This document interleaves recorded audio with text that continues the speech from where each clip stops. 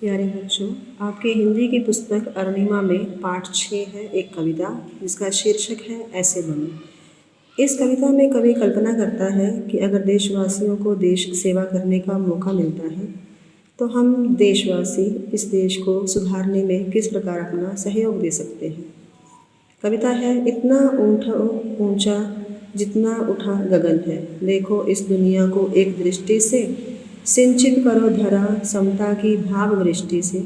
जाति देश की, धर्म वेश की, काले गोरे राग द्वेष की, ज्वालाओं से जलते जग में इतने शीतल बनो कि जितना मलय पवन है।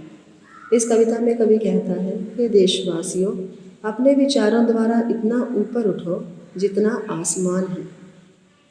इस संसार को एक ही नज़र से देखो। कवि कहता है कि संसार में से जाति, धर्म, रंग भेद, लड़ाई झगड़े रूपी अग्नि से जलने वाले इस जग को अपने समता की भाव दृष्टि से सिंचित कर दो, सींचो।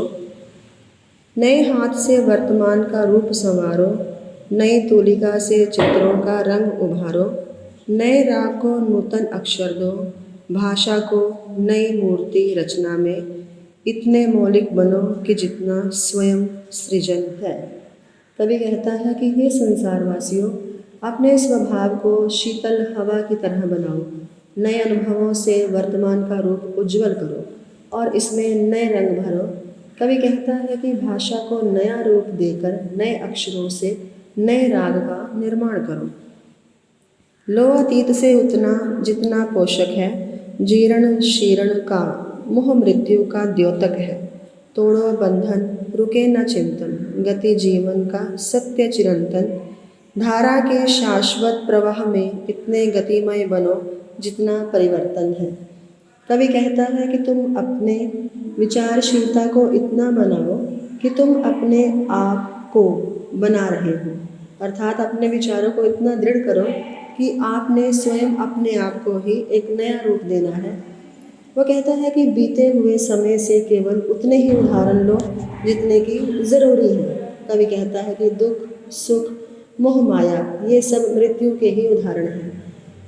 इस सब बंधनों को तोड़कर प्रभु का सिमरन करो। गतिशील जीवन के लिए यह सत्य हमेशा याद रखो। तो कवि कहता है, समय रूपी धारा के प्रवाह में स्वयं को होने वाले बदलाव में भी गतिशील बनाए रखो।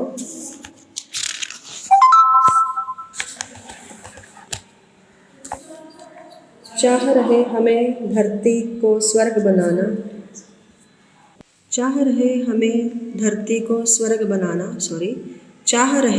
हम धरती को स्वर्ग बनाना, अगर कहीं हो स्वर्ग उसे धरती पर लाना।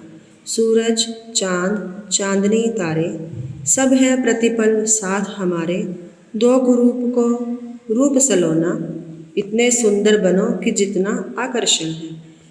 इसमें कवि कहता है कि अपने मन में ऐसी इच्छा रखो कि हमें इस धरती को स्वर्ग बनाना है, और यदि स्वर्ग कहीं और है तो उसे धरती पर लाने की पूरी कोशिश करनी है।